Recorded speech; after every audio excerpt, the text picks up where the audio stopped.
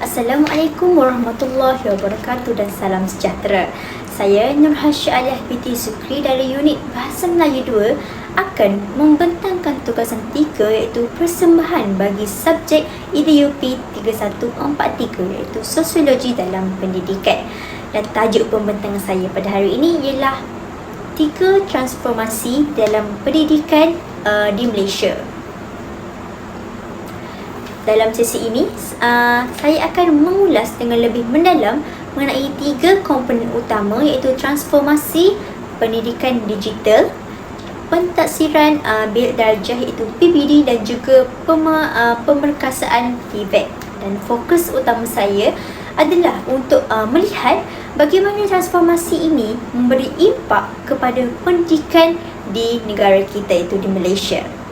Tanpa melengahkan masa lagi, ayo kita bergerak ke slide yang seterusnya. Yang pertama iaitu bahagian pengenalan. Jadi di Malaysia, sistem pendidikan ini tidak dibangunkan secara rawat, tetapi berpandukan kepada satu plan strategi utama iaitu Pelan Pembangunan Pendidikan Malaysia iaitu PPPM 2013 hingga 2025 yang dirangka oleh Kementerian Pendidikan Malaysia KPM. Dan pelan ini bertujuan untuk mentransformasikan sistem pendidikan secara menyeluruh dan berperingkat agar mampu memenuhi keperluan semasa serta bersaing di peringkat global. Jadi, melalui PPPM ini, beberapa fokus utama telah ditetapkan. Antaranya ialah untuk tingkatkan lagi kualiti pendidikan serta memastikan akses pendidikan yang menyeluruh kepada semua lapisan masyarakat, serta tekankan kepada pembangunan murid secara holistik iaitu merangkumi aspek intelek, emosi, jasmani dan rohani.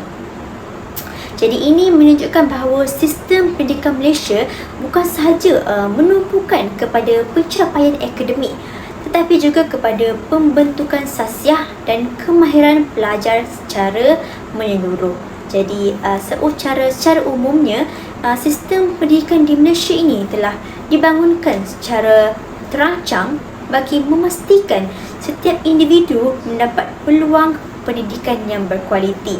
Namun begitu, sebelum berlakunya transformasi ini, sistem pendidikan ini lebih berorientasikan kepada peperiksaan di mana pencapaian pelajar banyaknya diukur melalui ujian utama seperti adanya UPSR, PT3, PT3 dan juga SPM. Jadi kaedah pengajaran pula kaedah pengajaran pula lebih kepada berpusatkan guru, manakala pelajar lebih cenderung untuk menerima maklumat secara pasif dan bergantung kepada teknik hafalan. Jadi keadaan ini menyebabkan penekanan terhadap kemahiran berfikir aras tinggi dan juga penyelesaian masalah kurang diberikan perhatian. Oleh itu, dapat dilihat bahawa transformasi pendidikan di Malaysia merupakan satu perubahan yang menyeluruh dan juga signifikan yang melibatkan lagi kaedah pengajaran, sistem pentaksiran serta hala tuju pendidikan itu sendiri. Jadi dalam tempoh 8 tahun ke belakang, beberapa transformasi utama telah muncul hasil daripada perubahan ini. Baiklah, sebelum kita pergi dengan lebih lanjut, saya akan terangkan terlebih dahulu apakah yang dimaksudkan dengan transformasi pendidikan. Jadi, transformasi pendidikan merujuk kepada perubahan yang menyeluruh dan berterusan dalam sistem pendidikan, sama ada dari segi kurikulum, kaedah pengajaran, pentadsiran maupun penggunaan teknologi. Jadi, tujuan utama transformasi ini adalah untuk memastikan sistem pendidikan sentiasa relevan dengan perkembangan semasa serta mampu melahirkan murid yang seimbang dari segi jenis, iaitu jasmani, emosi, rohani, intelek dan juga sosial. Jadi, dalam tempoh kira-kira 8 tahun kebelakangan ini, sistem pendidikan di Malaysia telah mengalami pelbagai perubahan yang sangat ketara. Oleh itu, dalam pembentangan ini, saya telah membuat penilaian terhadap 3 transformasi utama yang berlaku.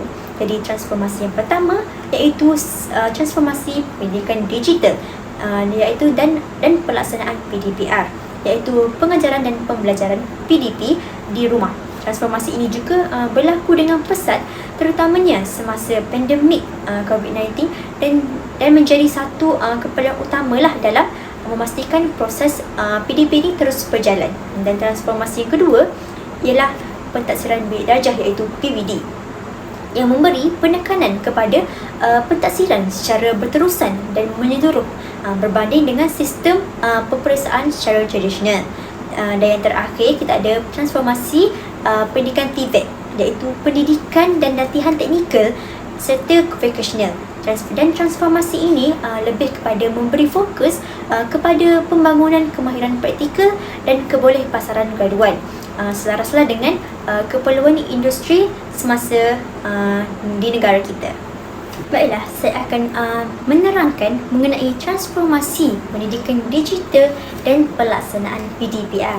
Jadi, pada pandangan saya, transformasi pendidikan digital ini merujuk kepada perubahan yang sangat besar dalam sistem pendidikan di Malaysia, iaitu daripada kaedah pembelajaran tradisional secara bersemuka kepada penggunaan teknologi digital dalam proses pengajaran dan pembelajaran, iaitu PDP. Jadi, perubahan ini menjadi sangat ketara apabila pandemik COVID-19 telah melanda pada tahun 2020.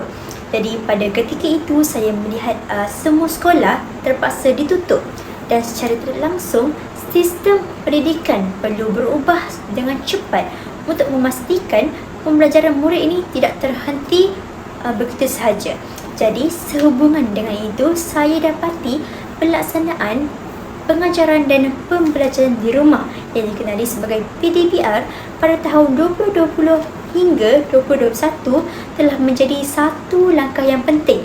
Jadi, semua sekolah diarahkan untuk menjalankan pembelajaran secara dalam talian sepenuhnya, sama ada menggunakan platform seperti Google Classroom, video pembelajaran, nota digital dan juga aplikasi komunikasi, iaitu WhatsApp dan Telegram. Jadi, bagi saya, perubahan ini merupakan satu transformasi yang sangat besar kerana sebelum ini pembelajaran lebih tertumpu kepada kaedah bersemuka di dalam kelas.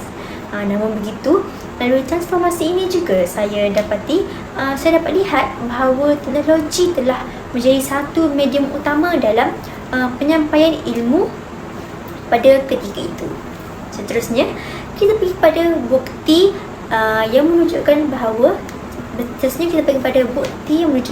transformasi pendidikan digital ini. Jadi, transformasi pendidikan digital ini merujuk kepada perubahan kaedah pembelajaran daripada bersemuka kepada penggunaan teknologi. Jadi, khususnya melalui PDP, iaitu khususnya melalui pengajaran dan pembelajaran di rumah, iaitu PDPR, berdasarkan keratan apa yang saya paparkan, iaitu PDPR ini diperkenalkan secara meluas semasa berlakunya pandemik COVID-19 bagi memastikan pelajar dan guru keselamatan dan juga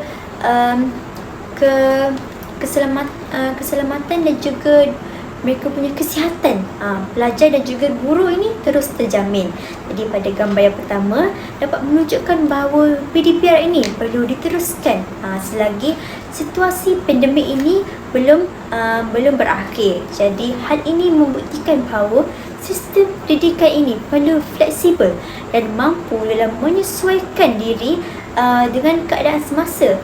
Pendidikan ini tidak lagi bergantung sepenuhnya kepada bilik darjah fizikal, tetapi boleh dijalankan secara atas talian dengan menggunakan pelbagai platform digital seperti penggunaan Zoom dan juga adanya Google Classroom dan Delima.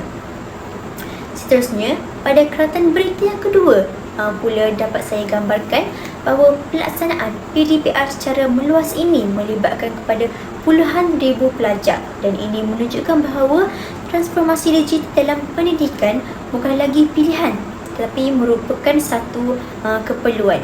Guru dan pelajar perlu menguasai kemahiran teknologi seperti penggunaan komputer riba, telefon pintar dan juga aplikasi pembelajaran bagi memastikan proses pembelajaran itu dapat berjalan dengan lancar. Dan yang terakhir, dapat kita lihat suasana pembelajaran di rumah, di mana kanak-kanak ini perlu belajar menggunakan bahan digital daring dan juga adanya bimbingan ahli keluarga. Dan ini membuktikan bahawa menekankanlah bahawa peranan ibu bapa juga sangat penting dalam menyokong pembelajaran anak-anak dalam norma baru ini. Jadi kesimpulannya dapat saya menjelaskan bahawa transformasi pendidikan digital iaitu PDPR juga telah mempercepatkan lagi penggunaan teknologi dalam pembelajaran. Walaupun terdapatnya cabaran seperti adanya gangguan capaian internet dan juga kemahiran digital ini, namun kaedah ini juga dia membuka peluang yang lebih besar kepada sistem pendidikan yang lebih fleksibel dan juga kreatif dan mampu berdaya saing pada masa hadapan. Bila kita pergi kepada penilaian saya terhadap PDPR ini, pendidikan secara digital, seterusnya dapat saya lihat, saya juga ingin menyentuh tentang mobiliti sosial juga implikasi sosial hasil daripada pelaksanaan PDPR ini. Jadi pada pandangan saya, walaupun PDPR ini membuka peluang kepada pembelajaran secara digital, namun saya juga melihat ia telah ia telah mewujudkan kepada jurang pendidikan yang agak ketara. Hal ini kerana tidak semua murid mempunyai akses yang sama kepada kemudahan seperti internet yang stabil dan juga peranti digital. Sebagai contohnya, saya dapati bahawa murid yang berada di kawasan luar bandar ataupun daripada keluarga yang berpendapatan rendah menghadapi kesukaran dalam mengikuti kelas secara dalam talian ini. Jadi keadaan ini secara tidak langsung telah menjejaskan mobiliti sosial mereka, kerana pendidikan ini merupakan salah satu medium utama untuk tingkatkan lagi taraf hidup mereka. Dan juga dari segi implikasi sosial pula, saya melihat bahawa PDPR telah mengubah cara interaksi antara murid dan guru. Kekurangan interaksi secara bersemuka telah menyebabkan murid ini kurang berpeluanglah untuk membina kemahiran komunikasi, keyakinan diri mereka dan juga perkembangan emosi. Sebagai seorang guru, cadangan saya adalah untuk memastikan akses pendidikan digital ini lebih inklusif dengan adanya penyediaan kemudahan seperti peranti dan juga capaian internet yang mencukupi kepada semua murid.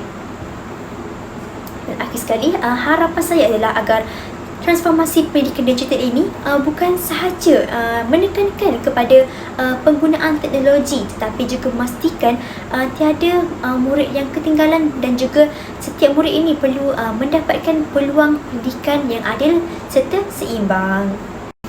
Baiklah, untuk slide yang seterusnya, kita akan membincangkan mengenai pentaksiran bilik darjah iaitu PBD dan transformasinya dalam sistem pendidikan di Malaysia. Jadi dalam konteks PBD ini mula dilaksanakan secara menyeluruh sekitar tahun 2017 selaras dengan pelaksanaan KSSR, Semakan dan juga KSSM. Jadi PBD ini merupakan satu proses pentaksiran yang dijalankan secara berterusan dalam pengajaran dan pembelajaran iaitu PDB. Jadi tujuan utama PBD ini adalah untuk menjalankan maklumat yang menyeluruh secara, iaitu mengenai perkembangan, kemajuan, kebolehan dan juga tahap penguasaan murid. Jadi bagi guru, PBD ini membolehkan mereka mengenal pasti kekuatan dan kelemahan murid, iaitu mengesan perkembangan serta secara menyeluruh serta merancang penyesuaian kaedah pengajaran bagi tingkatkan lagi pembelajaran mereka. Dan daripada perspektif murid juga, PBD ini memberi peluang kepada mereka untuk memantau perkembangan diri, mengenal pasti kelemahan dan kekuatan serta dapat tingkatkan lagi pencapaian pembelajaran mereka secara berterusan. Jadi hasil pentaksiran yang dilaporkan juga menggunakan tahap penguasaan, iaitu TP1 sehingga TP6 yang menggantikan sistem markah tradisional. Ini memberikan guru gambaran yang lebih tepat tentang tahap kebolehan sebenar murid dan membantu mereka untuk tambah baik potensi pembelajaran mereka. Oleh itu, PBD ini diperkenalkan sebagai transformasi penting untuk menjadikan sistem pentaksiran ini lebih berfokuskan kepada pembelajaran dan lebih kepada berpusatkan murid. Jadi ia juga memberi peluanglah kepada setiap murid untuk berkembang mengikut kemampuan masing-masing dalam pembelajaran. Jadi kita pergi kepada slide yang seterusnya, iaitu mengenai bukti-bukti dalam pentaksiran bilik darjah ini. Berdasarkan hasil temubuat saya bersama seorang guru dan penelitian terhadap bahan bukti yang dikumpulkan, berikut adalah analisis saya mengenai keberkesanan PBD ini. Jadi saya dapati bahawa pelaksanaan PBD ini secara jelas telah membantu untuk tingkatkan lagi tahap penguasaan murid, bukan sahaja dari sudut akademik, malah dari sudut aspek kerohanian dan juga insaniah. Jadi bukti-bukti ini dapat dilihat membolehkan guru menggunakan pelbagai kaedah kreatif, contohnya melalui aktiviti dendangan syair dan juga membaca secara berpasangan.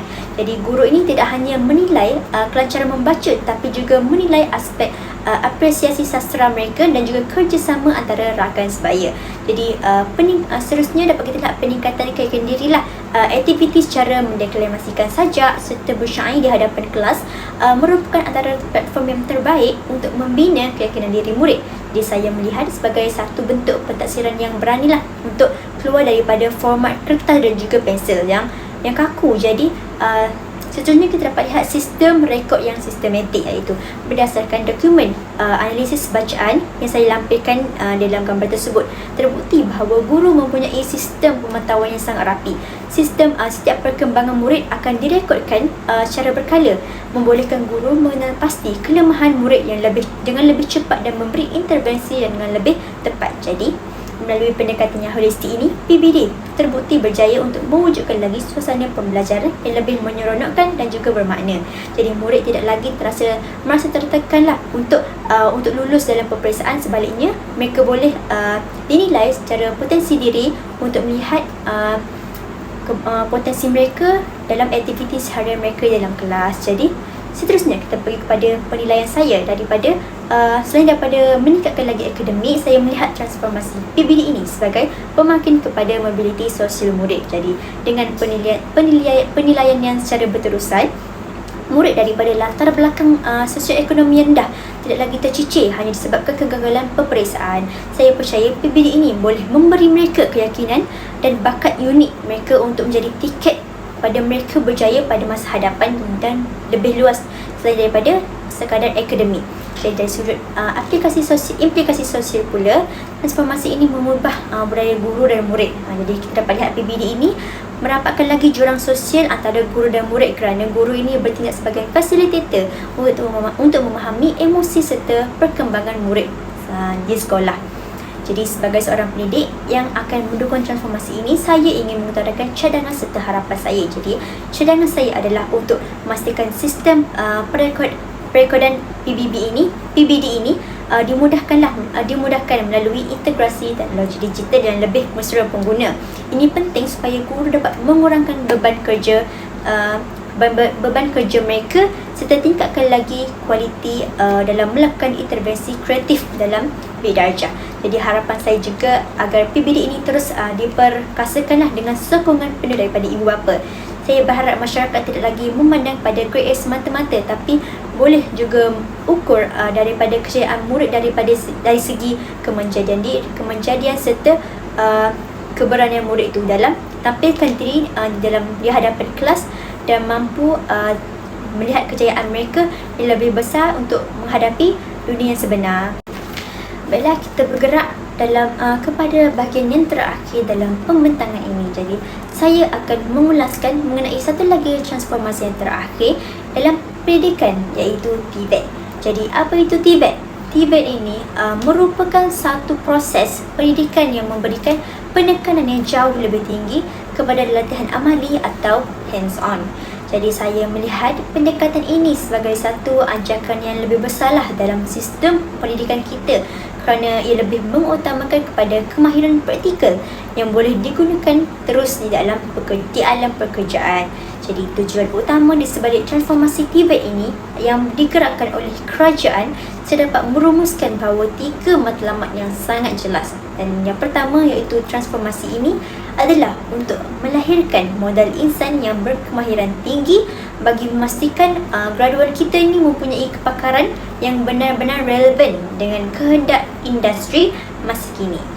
Selain itu juga, TVET ini sebagai satu alat mobiliti sosial yang sangat berkesan untuk meningkatkan lagi pendapatan rakyat.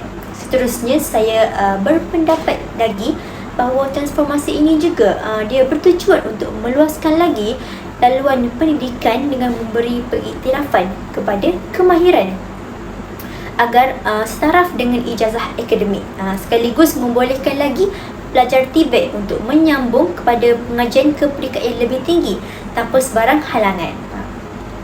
Seterusnya, fokus utama TVET ini kini sangat menjurus kepada keperluan industri dalam bidang-bidang spesifik seperti bidang kejuruteraan, kulinari, automotif dan juga teknologi maklumat. Jadi TVET ini bukan lagi satu pilihan kedua bagi pelajar. Sebaliknya, saya melihat sebagai laluan pintas serta strategik untuk menjadi pakar teknikal yang menawarkan gaji tinggi dalam sektor ekonomi negara yang kritikal. Jadi saya juga memperhatikan bahawa kerajaan menyediakan pelbagai platform latihan melalui agensi adanya seperti College Vocational, iaitu KV, adanya Politeknik, College Community, IKBN dan juga Giamara. Jadi secara keseluruhan, saya menyimpulkan bahawa transformasi TVET ini adalah kunci utama untuk melahirkan lagi generasi Malaysia yang kompeten dan juga berdaya saing di peringkat global.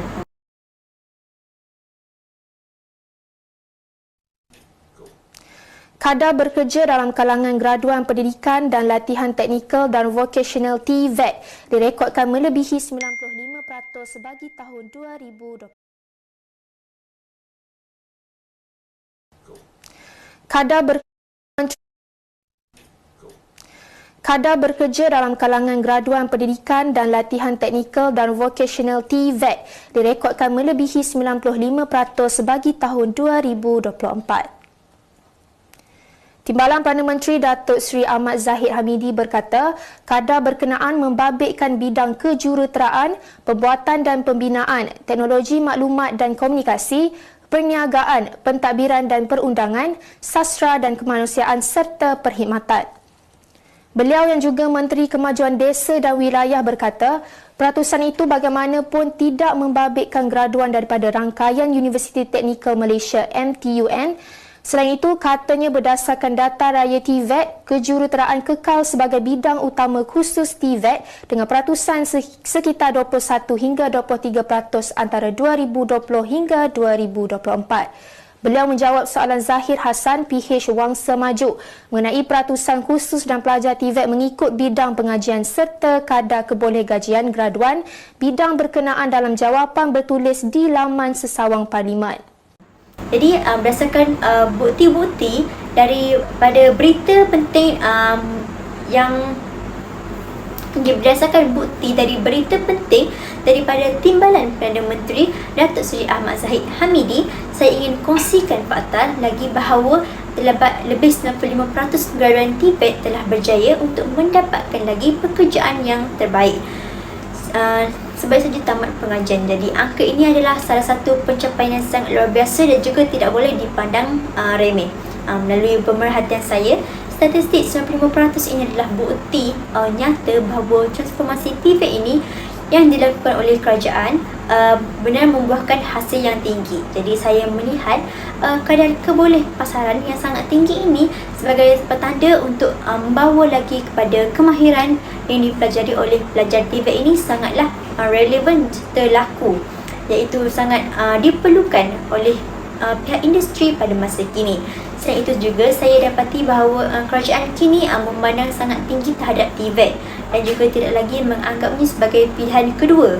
Jadi berdasarkan analisis saya juga, kesungguhan kerajaan dapat dilihat apabila Majlis TVET Negara dipengerusikan sendiri oleh Timbalan Perdana Menteri. Jadi pada pandangan saya juga, ini menunjukkan satu transformasi yang besar di mana kerajaan ini ingin memartabatkan lagi pendidikan TVET secara dengan laluan akademik tradisional. Saya melihat usaha kerajaan dalam memperkenalkan lagi iaitu gaji premium untuk graduan berkemahiran tinggi sebagai satu langkah yang sangat positif. Saya simpulkan lagi bahawa sokongan padu daripada peringkat tertinggi iaitu kepimpinan negara ini bukan sahaja mampu tingkatkan lagi ekonomi, malah akan naikkan lagi darjat serta keyakinan anak-anak muda yang memilih TVET ini sebagai kerjaya pada masa hadapan dapat dijanjikan kepada gaji yang lumayan serta penghormatan sosial yang lebih tinggi. Baiklah, seterusnya kita kepada analisis. Jadi berdasarkan analisis saya, transformasi TVET ini dia memberi peluang kedua kepada anak-anak daripada latar belakang keluarga yang kurang berkemampuan untuk mengubah nasib keluarga mereka. Jadi mereka ni bukan sahaja dapat keluar daripada kepompong kemiskinan, tapi juga malah mampu tingkatkan lagi status sosial keluarga mereka ke tahap yang lebih baik tanpa perlu adanya kebergantungan sepenuhnya kepada ijazah akademik ijazah. Jadi dari sudut implikasi sosial dapat saya lihat bahawa lahirnya komuniti yang menghargai bakat serta kemahiran. Sekaligus hal ini dapat kurangkan lagi kadar pengangguran di kalangan belia dan juga wujudkan kembali kestabilan ekonomi dalam komuniti setempat. Saya juga mencadangkan agar teknologi terkini seperti kecerdasan buatan AI serta robotik dapat diserapkan dengan lebih awal dalam kurikulum sekolah vokasional, supaya pelajar kita ni akan sentiasa selangkah di hadapan dalam menangani cabaran industri 4.0. Jadi yang terakhir adalah harapan saya sendirilah untuk melihat TVET.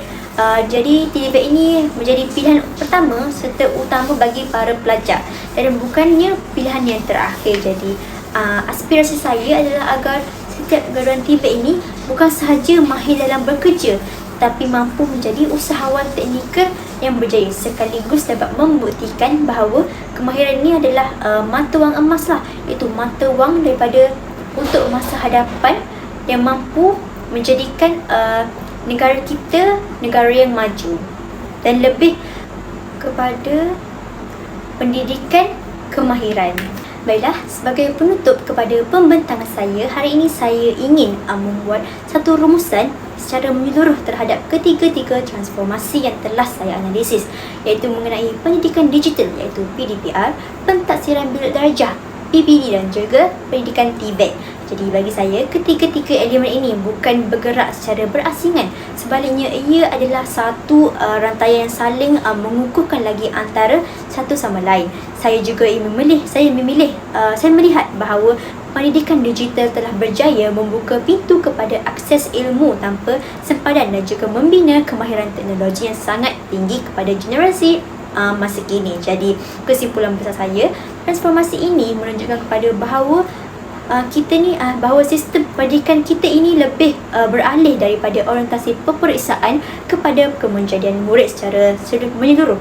Jadi harapan saya sebagai guru adalah untuk melihat sinergi ini terus diperkasakan agar kita dapat melahirkan generasi yang bukan sahaja telik digital tetapi tinggi sasiah. Jadi malah pakar dalam bidang kemahiran teknikal demi masa depan Malaysia yang lebih gemilang pada masa akan datang.